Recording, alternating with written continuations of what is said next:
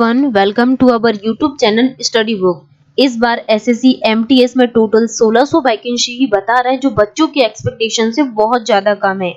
ये tentative vacancy है, हालांकि ये वैकेंसी बढ़ाई जाएगी, बट कितनी बढ़ाई जाएगी इसकी कोई गारंटी नहीं है। अभी एसएससी एमटीएस का जो पैटर्न है वो पिछले साल ही चेंज हो गया था, बट अब वही नोटिफिकेशंस को दोबारा से री रिलीज किया गया है। बस डेट बदल दी गई है और कुछ भी चेंज नहीं है।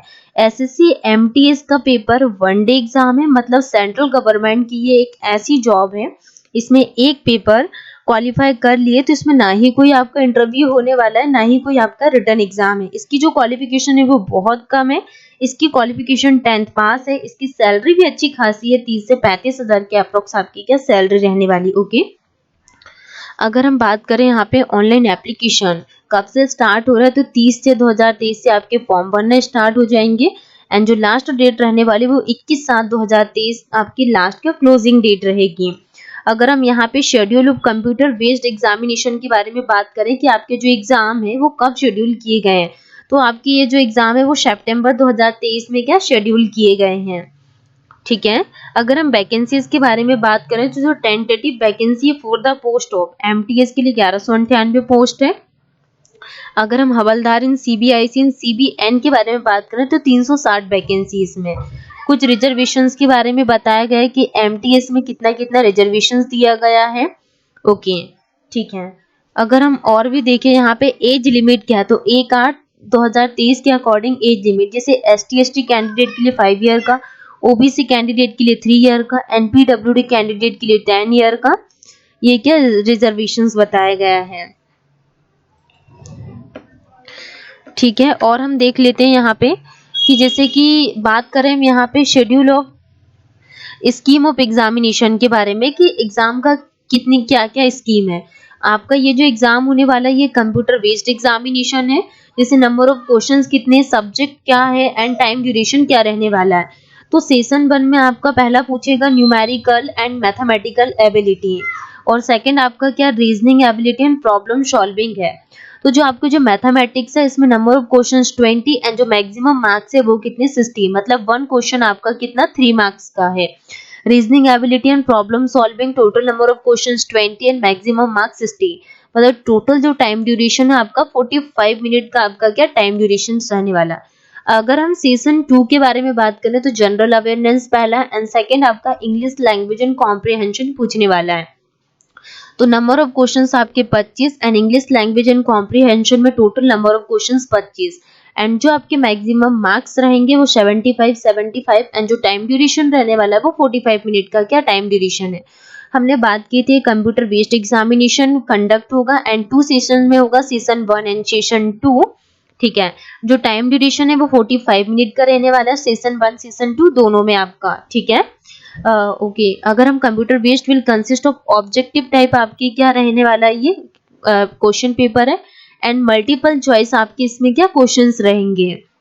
There will be no negative marking in session 1 में आपकी कोई भी नेगेटिव मार्किंग नहीं रहेगी, बट आपका जो सेशन 2 है there will be negative marking of 1 marks. 1 number की आपकी नेगेटिव मार्किंग रहेगी, किसमें सेशन 2 में रहेगी फॉर ईच रॉन्ग आंसर के लिए।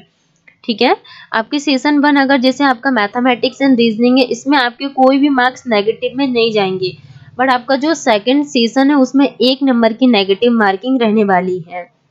Okay, mark score by candidate in computer based examination if conducted in multiple shift will be normalised using the formula published by the commission. ठीक, tentative answer key of the computer based examination will be placed on the website of the commission after the examination. ठीक है, अगर हम यहाँ पे indicative syllabus for computer based examination के बारे में बात करें कि जो कंप्यूटर बेस्ड एग्जामिनेशन इसका क्या सिलेबस है, जैसे कि मैथमेटिक्स का क्या सिलेबस है, नंबर सीरीज पूछ लेगा, LCM, HCF, decimal, fractions, BODMAS, percentage, ratio and proportion, work and time, direction, distance, profit loss, simple interest, average वाला हो गया, स्क्वायर रूट। ठीक है, ये सब आपके मैथमेटिक्स का क्या सिलेबस। अगर हम रीजनिंग एबिलिटी और प्रॉब्लम सॉल्विंग के बारे में बात करें तो आपका जैसे कोडिंग डिकोडिंग ये टॉपिक हो गया, एनालॉगी हो गया, सिमिलरिटीज हो गया, जो डिफरेंस वाले क्वेश्चंस पूछ लेते हैं, तो ये सब क्या है, ये आपके टॉपिक्स हो गए रीजनिंग के। अगर हम बात करें जनरल अवेयरनेस की, क्या क्या टॉपिक आप लोगों के लिए इम्पोर्टेंट हो जाता है। पहली चीज तो ये है, इसमें ना ही कोई आपका इंटरव्यू होने वाला है, ना ही कोई आपका रिटन एग्जाम होगा। ये आपका ओनली क्या है, वन डे एग्जाम होगा, और इसका सिलेबस भी ज्यादा नहीं है। जैसे जनरल अवेयरनेस में आप लोगों को क्या क्या पढ़ना है, हिस्ट्री पढ़ना है, जियोग्राफी पढ़ना है, आर्ट एंड कल्चर हो गया, जैसे सिविक्स इकोनॉमिक्स हो गया, जनरल साइंस है, एनवायरमेंटल स्टडीज, बस छोटा सा टॉपिक है ये। अगर हम इंग्लिश लैंग्वेज एंड कॉम्प्रिहेंशन के बारे में बात करें, तो इंग्लिश लैंग्वेज में जैसे आपके ग्रामर्स हो गई, vocabulary, antonyms, synonyms, structure synonyms, ये आपके टॉपिक्स हो गए। ओके, अगर हम यहाँ पे पीईटी के बारे में बात करें कि फिजिकल एफिशिएंसी टेस्ट क्या मांगा हुआ है, तो वॉकिंग मेल के लिए 1600 मीटर होगा 15 मिनट में, एंड फीमेल के लिए 1 किलोमीटर इन 20 मिनट।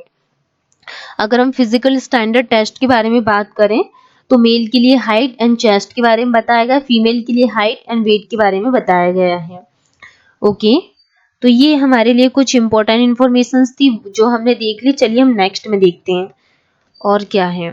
अगर हम यहाँ पे मोड ऑफ सिलेक्शन के बारे में बात करें कि सिलेक्शन का क्या मोड है, जैसे कि OBC candidate and all other category के जो कैंडिडेट हैं, उन लोगों के लिए मिनिमम क्वालिफाइंग मार्क्स कितने चाहिए, सेशन 1 एंड सेशन सेकंड दोनों में कंप्यूटर बेस्ड एग्जामिनेशन होने वाला है। जैसे ओबीसी कैंडिडेट के लिए 25% एंड ऑल अदर कैटेगरीज के लिए 20% एंड अदर कैटेगरीज के लिए 30%।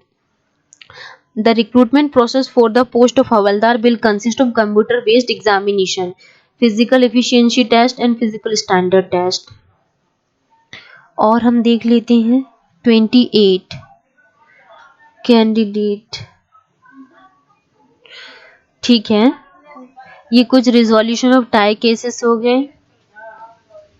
ओके, अब हम देख लेते हैं और क्या इम्पोर्टेंट इंफॉर्मेशंस हैं।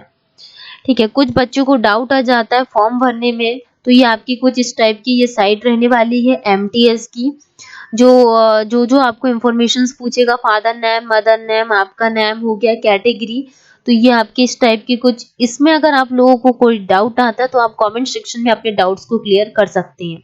ये इस तरीके के आपके फोटोग्राफ्स एंड सिग्नेचर मांगेगा। ये फोटो के साइज है 20 केबी से 50 केबी। ठीक है, ये आपके कुछ सिग्नेचर्स के बारे में बताया गया। आपको फोटो है ना बिना चश्मे वाली फोटो ही इसमें यूज करना है, एंड इसमें जो बैकग्राउंड साइज के बारे में बताया गया, यही साइज की फोटोज आपको क्या इसमें यूज करना है। ठीक है, अपलोड सिग्नेचर। इसके अदरवाइज आप लोगों को अगर कोई डाउट आता है तो कमेंट सेक्शन में अपने डाउट्स को क्लियर कर सकते हैं। Thank you so much to all. Video को सब्सक्राइब कीजिए, शेयर कीजिए।